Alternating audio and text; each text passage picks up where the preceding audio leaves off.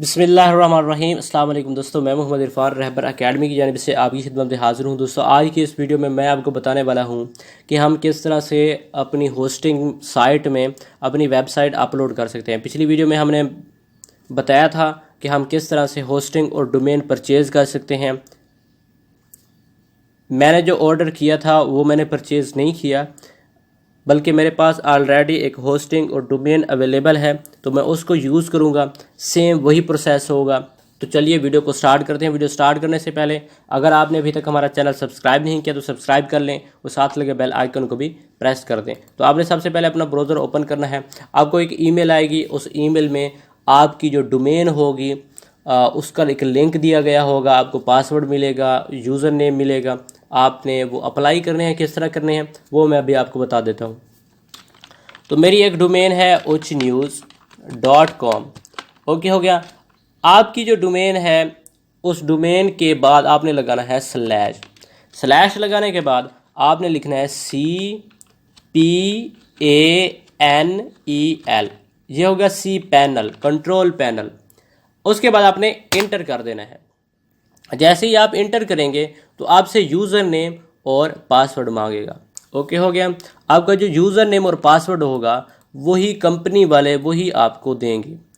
ये मैंने user name दे दिया, अब मैं यहाँ पे पासवर्ड देता हूँ। वही देंगे जो हमें ईमेल में उन्होंने दिया होगा। किन्होंने, जिस कंपनी से हम होस्टिंग और डोमेन लेंगे वही हमें ईमेल और पासवर्ड देंगे। तो मैं यहाँ पे पासवर्ड भी लगा देता हूँ। मैंने पासवर्ड भी लगा दिया है। और ये जो ऊपर मुझे मैसेज मिल रहा है, असल में पहले भी मैं इसको ऑन कर चुका हूँ, लॉगिन थी, इस वजह से वो मुझे कह रहा है the security token is missing from your request. तो आपके पास ये एरर नहीं आएगा, परेशान होने की ज़रूरत नहीं है। उसके बाद आपने लॉगिन पे क्लिक कर देना है। ये मैं डोंट सेव करता हूँ। जब आप लॉगिन पे क्लिक करेंगे तो इस तरह का एक जो इंटरफेस है वो आपको मिलेगा। आप इसको बार बार ओपन करें, बार बार इसमें छेड़छाड़ करें, ज़्यादा तो नहीं करनी। जहाँ पे आपको समझ ना आए वापस चले हैं। यहाँ से आप काफ़ी कुछ सीख सकते हैं। ये होस्टिंग जो है उन्हीं से ली है मैंने, inspedium.com से। ये सी पैनल आ रहा है और ये देखें नीचे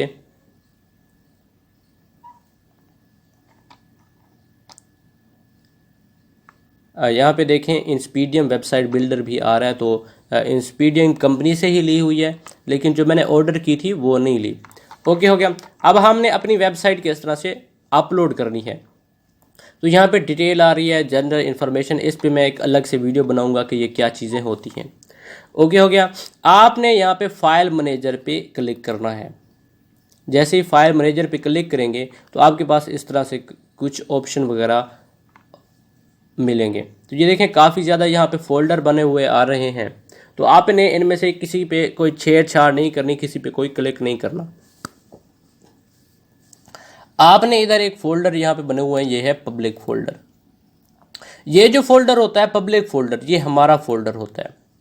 ये जो पब्लिक फ़ोल्डर है इस पर आप क्लिक करेंगे तो ये यहाँ पे ओपन होगी। यहाँ पे हमने अपनी वेबसाइट का डेटा अपलोड करना है। जो आप करना चाहें आप पे डिपेंड करता है। ओके, हो गया। तो मैं एक वेबसाइट अपलोड करना चाहता हूँ।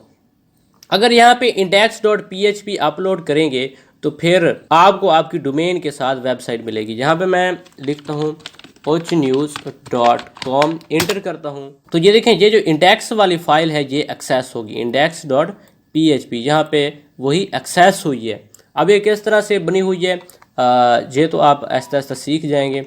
मैं जस्ट आपको दिखा रहा हूँ कि हमने वेबसाइट किस तरह से अपलोड करनी है। और ये देखें अगर यहाँ पे आपने फ़ोल्डर बनाना है तो आपने यहाँ पे आके स्लैश लगा के उसके बाद आपने लिखना है स्लैश, अपने फ़ोल्डर का नेम दे देना है अजवा।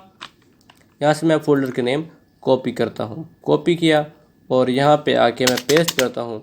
स्लैश लगाने के बाद आपने पेस्ट कर देना है। उसके बाद इंटर प्रेस करना है।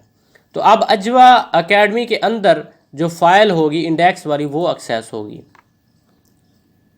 तो यहाँ पे आप देखते हैं इंडेक्स वाली फ़ाइल ये आ रही है, ये एक्सेस हो रही है। अगर मैं यहाँ पे भी एक और फोल्डर बना दूँ, फिर उसके अंदर मैं index.html वाली फ़ाइल बना दूँ, फिर वो एक्सेस होगी। तो मैं वापस आता हूँ। वापस आने के लिए ये बैक का बटन बना हुआ है, इसमें आ गए।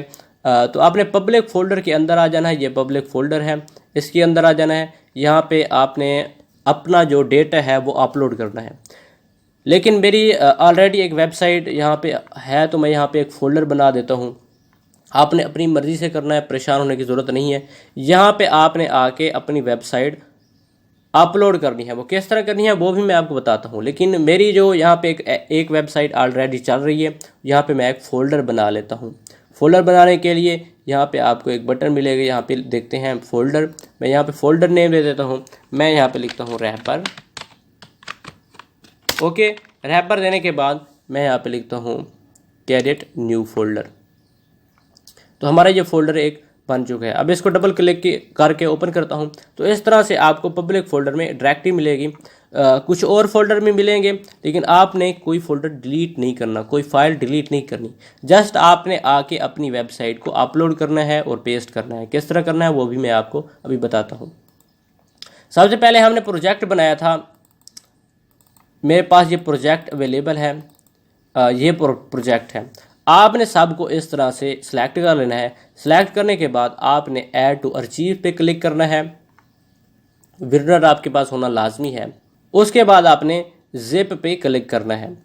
ओके हो गया। उसके बाद आपने ओके पे क्लिक कर देना है। आपकी ये फाइल बन चुकी है बूटस्ट्रैप प्रोजेक्ट के नेम से। ओके हो गया।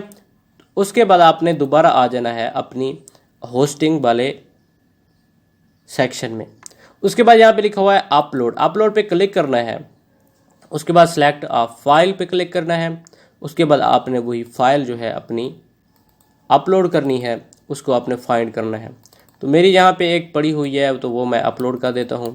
तो ये हमारा बूटस्ट्रैप प्रोजेक्ट आ गया। इसको मैं सिलेक्ट करता हूँ और ओपन पे क्लिक करता हूँ। ये हमारी फ़ाइल अपलोड हो रही है।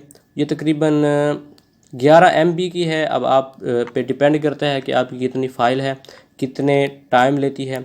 स्पीड आप देख सकते हैं कि कितनी बेस्ट स्पीड है। मैंने आपको वेबसाइट ओपन करके भी दिखा दी है। जो हमारी फ़ाइल है वो फाइनली 100% हो चुकी है। अब मैं यहाँ पे आता हूँ वापस, और यहाँ पे आके ये देखें रिलोड लिखा हुआ है। रिलोड पे क्लिक करता हूँ।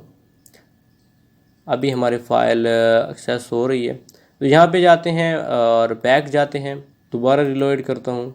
अभी तक हमारी फ़ाइल जो है वो अपलोड नहीं हुई, हो गया। ओके हो गया। ये हमारी फ़ाइल आ चुकी है। अब इसको इस तरह सेलेक्ट कर लेना है आपने। सेलेक्ट करने के बाद यहाँ पे काफ़ी ज़्यादा ऑप्शन जो है वो हाईलाइट हो जाएंगे। अगर आपने डी सेलेक्ट किया तो फिर ये ऑप्शन हाइड हो जाएंगे। सेलेक्ट करना है। उसके बाद यहाँ पे लिखा हुआ है एक्सट्रैक्ट, आपने एक्सट्रैक्ट करना है। Extract files. ओके हो गया। तो ये तमाम फाइल एक्सट्रैक्ट हो चुके हैं। क्लोज करता हूँ, ये तमाम फाइल हमारी यहाँ पे आ चुके हैं। अब यहाँ से फोल्डर डिलीट करना चाहें तो यहाँ से डिलीट कर सकते हैं।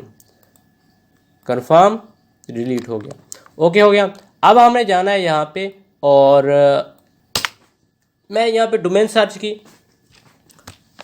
आपने इसी तरह .com अपनी जो डोमेन है वो सर्च करेंगे तो आपकी वेबसाइट मिल जाएगी। मैंने यहाँ पे क्योंकि फोल्डर बनाया है, स्लैश लगा के यहाँ पे लिखूंगा रहबर और एंटर कर दूंगा, तो मेरी वेबसाइट यहाँ पे मुझे मिल जाएगी। ओके हो गया। अब आप देख सकते हैं कि ये जो डोमेन है वो पेड है। ये वेबसाइट जो मैंने बनाई थी उसको मैंने अपलोड करके भी दिखा दिया है। होस्टिंग डोमेन किस तरह लेते हैं, इससे पहले जो मैंने वीडियो बनाई है वो इसी टॉपिक पे बना दी है। तो ये थी आज की वीडियो। उम्मीद है आपको पसंद आई होगी। अगर किसी सिस्टम की समझ नहीं आई कमेंट्स कर दें, मुझसे रब्ता भी कर सकते हैं। मिलते हैं न्यू वीडियो के साथ, तब तक के लिए अस्सलाम वालेकुम।